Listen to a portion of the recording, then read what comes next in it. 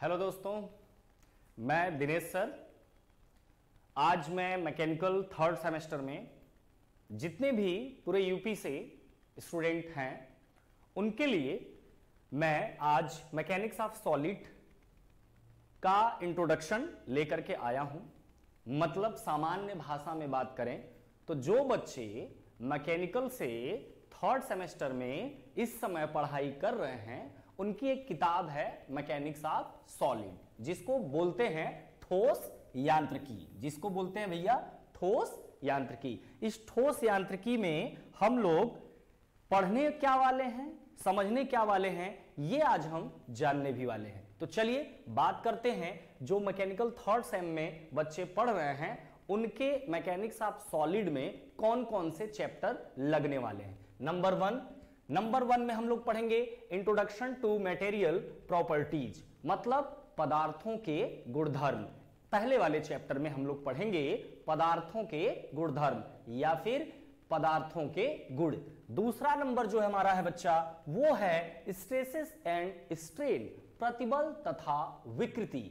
Number तीसरा जो chapter आपको पढ़ना है बच्चा वो है shear force and bending moment, मतलब कर्तन बल एवं नमन आघूर्ण। नंबर 4 जो चैप्टर है बच्चा वो है थियरी ऑफ सिंपल बेंडिंग, मतलब सरल नमन का सिद्धांत। नंबर 5वां जो है वो है स्ट्रेन एनर्जी, मतलब विकृति ऊर्जा। उसके बाद जो बच्चा चैप्टर है वो है टॉर्सन, बोले तो मरोड़। अगला जो चैप्टर है वो है slope and deflection of beam, मतलब धरन के ढलान एवं विक्षेप। अगला जो चैप्टर है वो है कॉलम एंड स्ट्रट, मतलब इस वाले चैप्टर में हम लोग कॉलम और स्ट्रट के बारे में जानेंगे। जो लास्ट चैप्टर है बच्चा वो है thin cylindrical and spherical shell, मतलब पतले बेलनाकार एवं गोलीय खोल। अब देखो मैं ये आपको बताने आया था कि आपको कौन कौन से चैप्टर पढ़ने हैं। इन 9 चैप्टर को हम लोग कंप्लीट करेंगे। अब आपके दिमाग में होगा कि सर पहला चैप्टर है तो इसके अंदर क्या पढ़ा जाएगा, या जितने चैप्टर हैं उनके अंदर क्या पढ़ने हैं। तो थोड़ा सा समझने का प्रयास करते हैं। जो पहला चैप्टर है बच्चा जो पदार्थों के गुणधर्म हैं, इसमें हम लोग लगभग 13-14 प्रॉपर्टीज को पढ़ने वाले हैं। जैसे सामर्थ्य हो गया, ठीक है, इसको बोलते हैं भैया स्ट्रेंथ। उसके बाद इलास्टिसिटी पढ़ना है जिसको हम लोग कहते हैं प्रत्यास्थता। प्लास्टिसिटी पढ़ने हमें। उसके बाद हम लोगों को हार्डनेस पढ़ना है, मतलब कठोरता। उसके बाद हम लोगों को ब्रिटलनेस पढ़ना है, मतलब भंगुरता। क्रीप पढ़ना है, फटिग पढ़ना है, टफनेस पढ़ना है, फ्लेक्सिबिलिटी पढ़ना है, टेंसिटी पढ़ना है। अब बात यहां होती है कि आप कहोगे कि सर इतना ढेर सारा प्रॉपर्टीज पढ़ना है, ये कैसी कैसी प्रॉपर्टी होती होंगी। तो इससे डरने की जरूरत नहीं है। अगर सामर्थ्य है या प्लास्टिसिटी है या भंगुरता है या आघात वर्धनीयता है, नम्यता है, तन्यता है, ये जितनी प्रॉपर्टीज है आपको इससे डरने की जरूरत नहीं है। यूं चुटकी भर में इसको उड़ा दिया जाएगा। क्यों? क्योंकि आपके साथ अब बने हैं दिनेश सर। जिस प्रॉपर्टीज को या पूरे मॉस को इस तरह से पढ़ा जाएगा, पूरे मैकेनिक्स ऑफ सॉलिड को एक एक टॉपिक को इतना घुस घुस के पढ़ा जाएगा कि कहीं एक भी बात आपको परेशान नहीं करने वाली है। मतलब आपको इनको समझाना तो है ही, लेकिन साथ ही साथ आपको इंग्लिश और हिंदी दोनों का पीडीएफ पूरे मैकेनिक्स ऑफ सॉलिड में मिलना है। अब जैसे दूसरा चैप्टर है प्रतिबल तथा विकृति, इसमें हम लोग क्या पढ़ेंगे? प्रतिबल पढ़ेंगे, प्रतिबल के प्रकार पढ़ेंगे, मतलब स्ट्रेस पढ़ेंगे, टाइप्स ऑफ स्ट्रेस पढ़ेंगे। विकृति पढ़ेंगे, मतलब स्ट्रेन पढ़ेंगे। विकृति के प्रकार पढ़ना है, मतलब टाइप्स ऑफ स्ट्रेन पढ़ना है। उसके बाद हुकला पढ़ना है, प्रतिबल विकृति आरेख देखना है, कुछ मटेरियल के लिए थर्मल स्ट्रेस देखना है, मतलब तापी प्रतिबल पढ़ना है। ये तमाम सारी टॉपिक्स जो आने वाली है बच्चा वो हमारे प्रतिबल तथा विकृति वाले चैप्टर में आनी है। तीसरा चैप्टर जब आप लगेगा shear force and bending moment, तो ये वाले चैप्टर में कर्तन बल एवं नमन आघूर्ण वाले चैप्टर में हम लोग पढ़ेंगे बीम क्या होती है, मतलब धरन क्या होती है, धरन कितने प्रकार की होती है, मतलब टाइप्स ऑफ बीम क्या होती है, बीम जो धरन है उस पर लोड कौन कौन से आते हैं, मतलब टाइप्स ऑफ लोड क्या है। उसके बाद उस बीम पर हम लोग कर्तन बल आरेख, कर्तन बल की सहायता से मतलब शियर फोर्स की सहायता से शियर फोर्स डायग्राम बनाने वाले हैं। उसके बाद नमन आघूर्ण बीम पर आएगा तो बेंडिंग मोमेंट का बेंडिंग मोमेंट डायग्राम बनाएंगे। ये तमाम सारी बातें हम लोग करेंगे कर्तन बल एवं नमन आघूर्ण में। उसके बाद बच्चा सरल नमन का सिद्धांत में हम लोग बात करेंगे कि बीम प्योर बेंडिंग कब झुकती है, मतलब शुद्ध नमन कब होता है। उसके बाद नमन का समीकरण मतलब बेंडिंग इक्वेशन क्या होता है। उसके बाद इसी वाले चैप्टर में जो हमारा चौथा चैप्टर है, इसी में हम लोग मोमेंट ऑफ इनर्शिया को भी समझने का प्रयास करेंगे। मोमेंट ऑफ इनर्शिया मतलब जड़त्व आघूर्ण। क्या बोलेंगे भाई? जड़त्व आघूर्ण, इसको बोलते हैं बच्चा मोमेंट ऑफ इनर्शिया।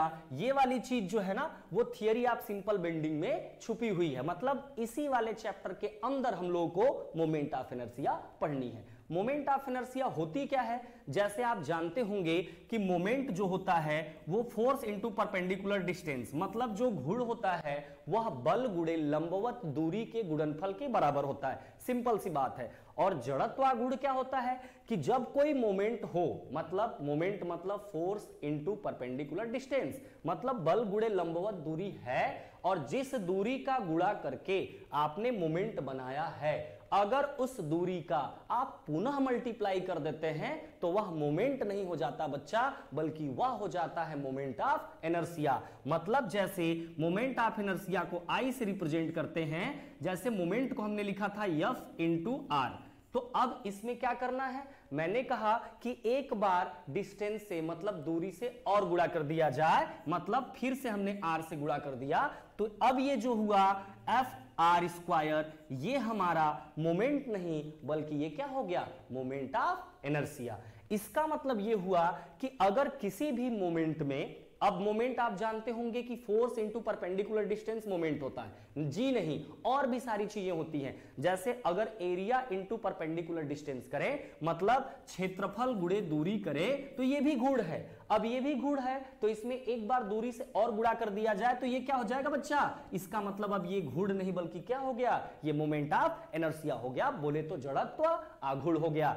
वैसे ही अगर कहीं पर द्रव्यमान गुणे परपेंडिकुलर डिस्टेंस, मतलब कि मास गुणे अगर परपेंडिकुलर डिस्टेंस है, द्रव्यमान गुणे लंबवत दूरी है, तो ये भी गुण होता है। लेकिन इसमें एक बार और दूरी से गुणा कर दिया जाए तो यही चीज हमारी क्या हो जाती है, मोमेंट ऑफ इनर्शिया। सिंपल भी भाषा में बोले तो अगर कहीं भी आपको घूर्ण दिखे और उस घूर्ण में जो दूरी हो, उसी दूरी का एक बार और पटक के गुणा कर दीजिए तो वो क्या बन जाता है, वही चीज बन जाता है मोमेंट ऑफ इनर्शिया, जो इसी वाले चैप्टर में हमारा छुपा हुआ है। इसी के अंदर हम लोग मोमेंट ऑफ इनर्शिया पढ़ेंगे।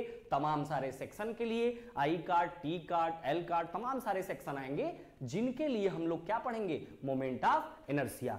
चलिए आगे बात करते हैं। स्ट्रेन एनर्जी, विकृति ऊर्जा। विकृति ऊर्जा में हम लोग देखेंगे कि किस किस तरह से लोड देंगे तो किस किस तरह से उसमें एनर्जी संचित होती है, उसमें स्टोरेज होती है। उसके अलावा उसमें कौन कौन सी विकृति ऊर्जा हमारी पाई जाएगी, इस वाले चैप्टर में हम देखने वाले हैं। उसके बाद टॉर्सन देखेंगे, तो टॉर्सन वाले चैप्टर में हम लोग टॉर्सन रिलेशन देखेंगे, मतलब मरोड़ संबंध देखा जाएगा, सॉल्व किया जाएगा। साथ ही साथ सॉलिड शाफ्ट कौन सा है, मतलब ठोस शाफ्ट क्या है, खोखला शाफ्ट क्या है, दोनों में अंतर क्या है, कौन फायदेमंद है मशीनों के लिए, ये तमाम सारी चीजें हम लोग, पावर का ट्रांसमिशन भी देखा जाएगा इसमें, किस वाले चैप्टर में, मरोड़ वाले चैप्टर में। उसके बाद बच्चा स्लोप एंड डिफ्लेक्शन वाले चैप्टर में हम लोग बीम पर लोड लगाएंगे, देखेंगे कि बीम कितना झुकती है, कितना एंगल बनाती है और इसको सॉल्व कैसे करेंगे। तो इसके लिए हम लोगों के पास बहुत सारे मेथड होते हैं, जैसे डबल इंटीग्रेशन मेथड, दोहरा समाकलन विधि, मैकाले मेथड, उसके बाद स्ट्रेन एनर्जी मेथड, 6-7 मेथड होते हैं जिनसे हम लोग बीम का स्लोप और डिफ्लेक्शन निकालते हैं। इसके बाद बच्चा कॉलम एंड स्ट्रट, कॉलम तथा स्ट्रट में हम लोग देखें तो कॉलम एंड स्ट्रट में हम लोग ये देखेंगे कि हमारा कॉलम किस किस कितने प्रकार के हैं और कॉलम पर कौन कौन सा लोड आ सकता है, कॉलम कब लंबा बोला जाएगा, कब छोटा बोला जाएगा, कब मझला बोला जाएगा, उसके बाद कॉलम कब बकलिंग करेगा मतलब बेंड करेगा, और कॉलम की सवालें कैसे सॉल्व होंगी, ये तमाम सारी बातें इसमें की जाएंगी। इसके बाद थीन सिलेंडर मतलब कि पतले बेलनाकार एवं गोली खोल में हम लोग खोल को देखेंगे कि कौन सा खोल अच्छा होता है। खोल बोले तो एक आवरण होता है, जैसे आपकी गैस, जैसे आपके घर में किचन में सिलेंडर होगा, उसी सिलेंडर में गैस भरी होगी, तो वो जो सिलेंडर है वो एक प्रकार का सेल है, खोल है। अब कहें कि भैया वो खोल कैसा है, तो कहेंगे कि सर वो बेलनाकार है। तो दोस्तों ये आपका जो था ये मैकेनिक्स ऑफ सॉलिड के चैप्टर थे। अब आपको डर इस बात का लगा होगा कि सर ने तो बहुत सारी टॉपिक का नाम लिया, अब बड़ी बड़ी भारी भारी शब्दों का प्रयोग किया। नहीं, जिस दिन उस टॉपिक पर आएंगे चुटकी बजा बजा के आप और हम उसको खत्म भी कर देंगे, क्योंकि बिल्कुल जब भी हम पढ़ाएंगे बच्चा ना, अब अगले वीडियो में जब भी मिलेंगे तो हमारा चैप्टर होगा पहला, और इसमें हम लोग पहली प्रॉपर्टी को बहुत अच्छे से पढ़ेंगे, टॉपिक वाइज सीरियल वाइज पढ़ते जाएंगे, और साथ ही साथ उसका नोट्स भी आपको प्रोवाइड करते जाएंगे। बस जो प्यार आपने बनाया है डीएल एकेडमी के लिए, मेरी ये रिक्वेस्ट है कि आप यूपी के हर बच्चों तक पहुंचाएं, जिससे आपकी फैमिली बहुत जल्दी बहुत बड़े पैमाने पर आए। और साथ ही साथ हमारे यहां हमने पहली वीडियो में आपको बताया था और आज फिर बता रहे हैं कि सारे ब्रांचेस का ऐसे ऐसे टीचर आने वाले हैं कि अगर आप देखेंगे, जुड़ेंगे और प्यार देंगे तो निश्चित तौर पर आपका जो मार्गदर्शन है वो हम लोग करने में सक्षम रहेंगे। तो ठीक है, आज के लिए इतना ही, फिर हम लोग मिलेंगे जब अगली वीडियो में, तो वहां पर हम लोग प्रॉपर्टीज को शुरू करेंगे। तब तक के लिए आप बिल्कुल तैयार रहें और हम भी तैयार हैं। आज के लिए बस इतना ही।